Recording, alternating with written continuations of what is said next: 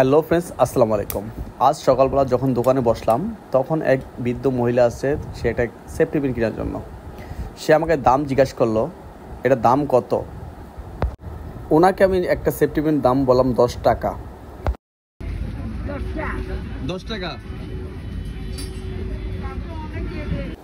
10 টাকা দাম বলার পরে উনি মনোযোগ দিয়ে দেখছিল এই জিনিসটা নেওয়া যায় কিনা, অথবা আরেকটার ভিতরে 2 পিস বেশি আছে কিনা।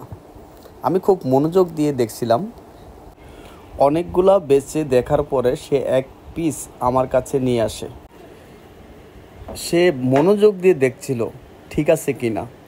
তারপর যেহেতু আমি ওনাকে 10 টাকা বলছি, অবশ্যই দেখার ওনার রাইট আছে, কারণ উনি তো জিনিসটা টাকা দিয়ে কিনে নেবে। কি দেখতেছো? কি দেখতেছো এটা?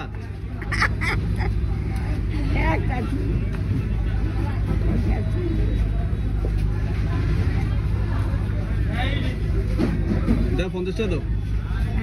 50 টাকা দাও, 50 টাকা দাও। হ্যাঁ হ্যাঁ একটু বালা লো লো, এটা লো লো লো। লাগবো তোমার, লাগবো? এটার দাম আমি মজা করে ওনাকে বললাম 50 টাকা।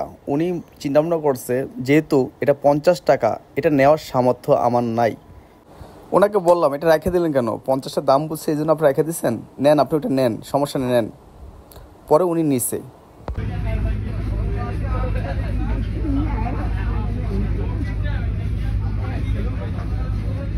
বুঝছো?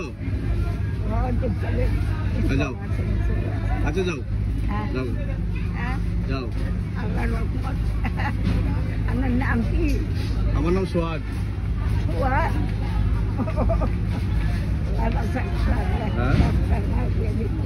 আচ্ছা।